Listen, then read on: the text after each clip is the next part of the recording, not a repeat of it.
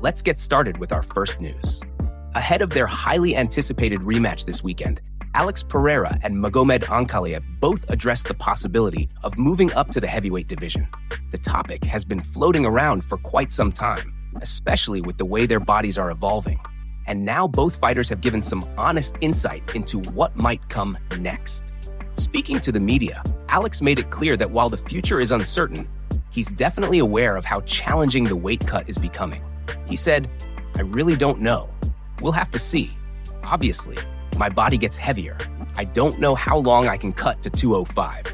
We're just going to have to see and take it fight by fight."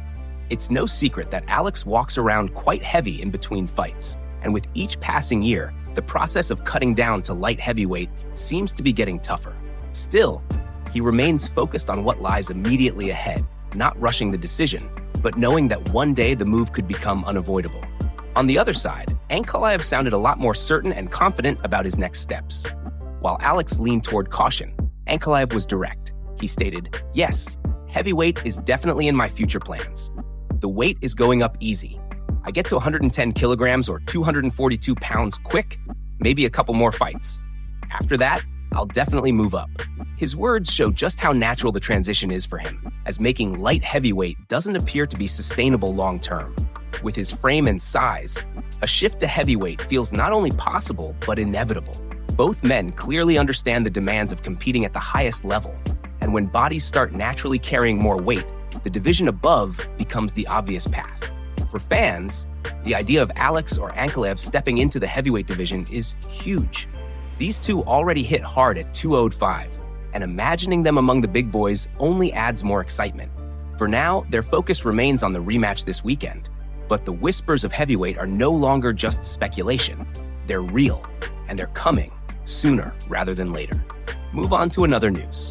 Merab shared a wild story on Demetrius Johnson's YouTube channel about the time he completely forgot to pay his taxes. It all started after one of his early fights in the UFC, where he made what felt like life-changing money at the time. Merab explained that he earned a $50,000 bonus on top of the $10,000 he got just for stepping into the octagon. His contract was set up as $10,000 to show and another $10,000 to win. But since he lost that night, he only got the base pay of $10,000 plus that massive $50,000 bonus. Suddenly, Merab was holding $60,000 in his hands, more money than he had ever seen in his life. He admitted that the first thought in his mind was simple: "I'm rich." And with that mindset, everything changed. He quit working construction immediately, stopped worrying about a job, and started living like he had made it. Merab said he gave his coaches their share of bonuses, paid his managers 10% cut, and even sent a big portion of his money to his brothers. On top of that, he treated himself by buying a fancy car. For the first time in his life, he was living like a fighter who made it big. But reality hit hard. Within just 6 months, Merab had blown through all of his $60,000. He had stopped working, stopped saving, and suddenly realized there was no money left. What made it even worse was the fact that he didn't even know he had to pay taxes on that money. So while he thought he was enjoying his new lifestyle, the bills and tax responsibilities were stacking up. To keep things going, he started relying on credit cards, which left him in debt for the first time in his life. Merab explained that before fighting, he always worked construction and always had cash saved up. So being broke was a completely new and painful experience. He said, "I thought I was rich, but then I realized I had nothing." Things got so bad that when he finally returned to the cage and earned another $20,000, a big chunk of it had to go straight to taxes. That meant he didn't really get to enjoy the win financially and had to return to construction work just to keep himself afloat. It was a hard lesson, but one that shaped his mindset moving forward. What felt like a dream come true quickly turned into a wake-up call about money, taxes, and responsibility. Move on to another news.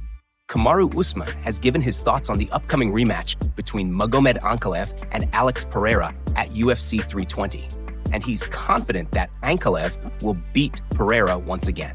Breaking down the matchup, Usman explained that while Ankalaev struggled with takedown attempts in their first fight, this time will be very different. He said Ankalaev is not just a wrestler trying to force the ground game, but a very seasoned striker who knows how to conserve his energy and control the pace of a fight. According to Usman, continuous takedown attempts would only tire him out, and Ankalaev understands that. This time, Usman believes both men will choose to stand and strike, which means fans should expect a war on the feet. However, Usman pointed out that Pereira has had time to recover and prepare properly. He believes Pereira has rested well, sharpened his skills, and put everything into this training camp because being champion means everything to him. But Usman added that in order to reclaim the belt, Pereira will need to be more aggressive than he was in the first fight, and that aggression could be his downfall. He explained that when a fighter pushes forward too much, they naturally leave openings, and against someone as sharp and composed as Ankalaev, those openings could be exploited. Usman said Ankalaev is not only a precise striker, but also a calculated shooter who can land something big at the right moment, and that could be enough to seal another victory. His final prediction was clear. Ankalaev retains the belt and still. Meanwhile, Pereira also shared his thoughts on the heavyweight title fight between Tom Aspinall and Cyril Gane at UFC 321. Looking at the matchup, Pereira admitted it's a tough one for Aspinall because Gane's movement could create serious problems. He said Aspinall has faced many aggressive opponents in the past, but Gane isn't that type of fighter. Instead, he's cautious, elusive, and moves around the cage constantly. That kind of style, according to Pereira, could frustrate Aspinall in the early rounds. He suggested that in the first, second, and even third round, Aspinall might struggle to find his rhythm and land effectively on Gane. Pereira believes it will be a very different kind of fight compared to what Aspinall is used to, and one that could truly test him in ways he hasn't been tested before. Move on to another news. Paddy Pimblett has received a clear warning regarding a potential fight with Ilya.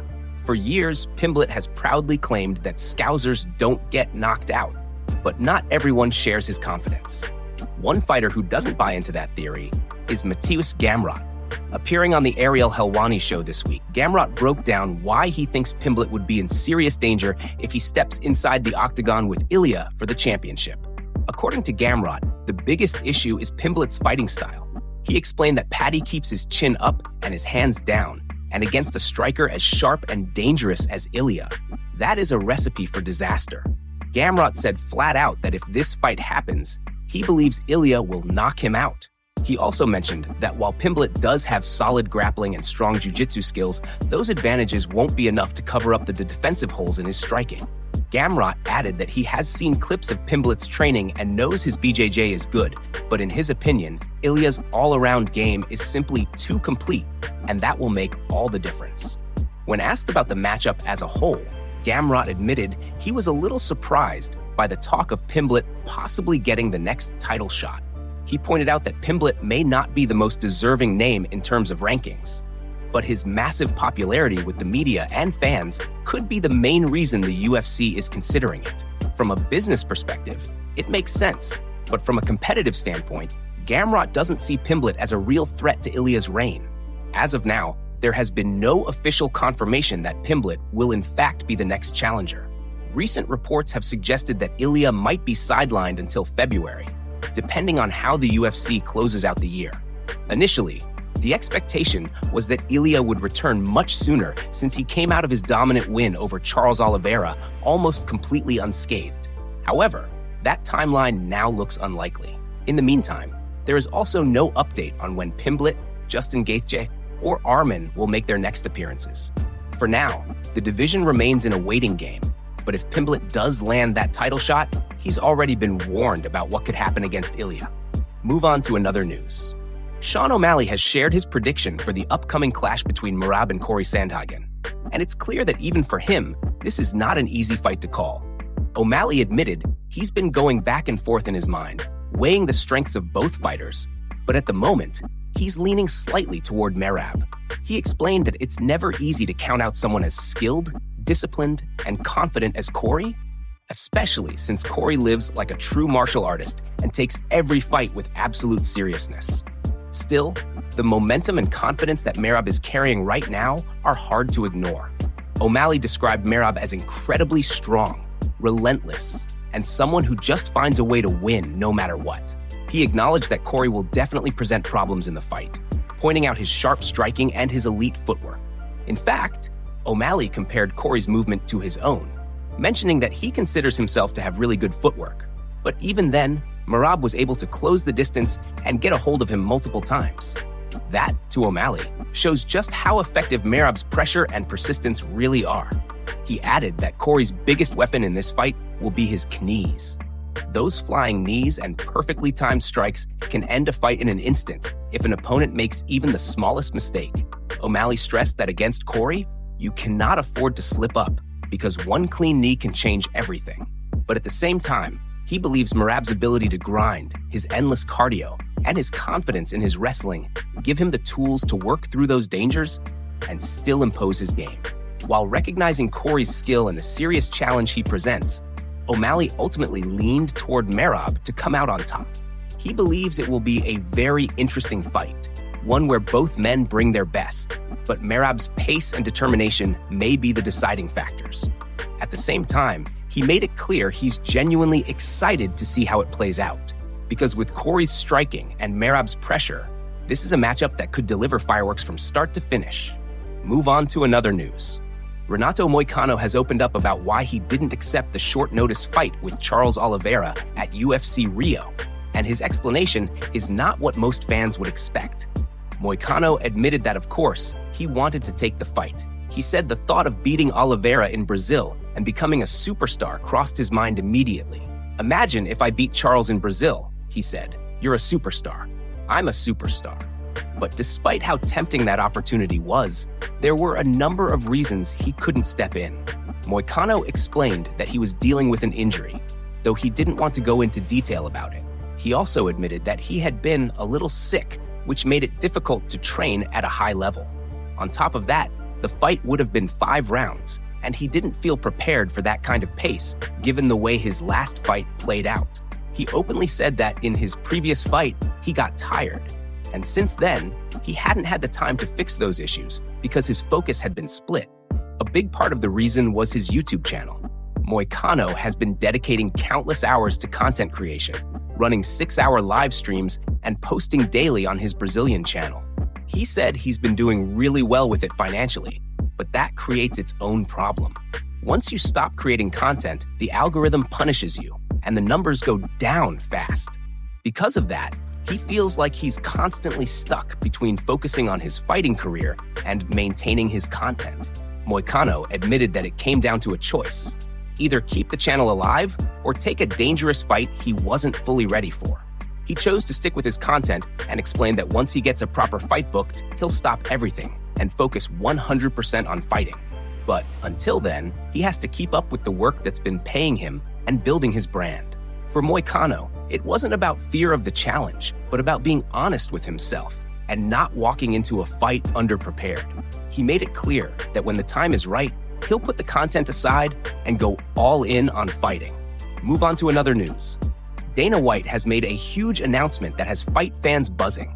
Earlier today, the UFC teased fans on social media with a simple post reading, "Fight news is coming." Shortly after, Dana went live on Instagram to reveal exactly what everyone was waiting for. The UFC is officially headed to Doha, Qatar on November 22nd at the ABA Arena for the very first time, and the lineup is stacked. Headlining the card will be the number 2 ranked lightweight contender Arman, taking on the always dangerous number 6 ranked Dan Hooker. Arman has been on an incredible run, winning 9 of his last 10 fights, including victories over elite names like Beneil Dariush. He's riding a 4-fight win streak and has proven to be one of the most relentless and dangerous fighters in the division.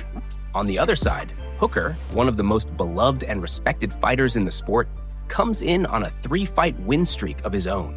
Known for his toughness and willingness to throw down, Hooker is always looking for the finish, and this matchup promises fireworks. In the co-main event, former welterweight champion and current number 1 contender Belal Muhammad faces the undefeated number 6 ranked Ian Gary. Belal went on an incredible 11-fight win streak to capture UFC gold and now looks to earn his way back with a big win here.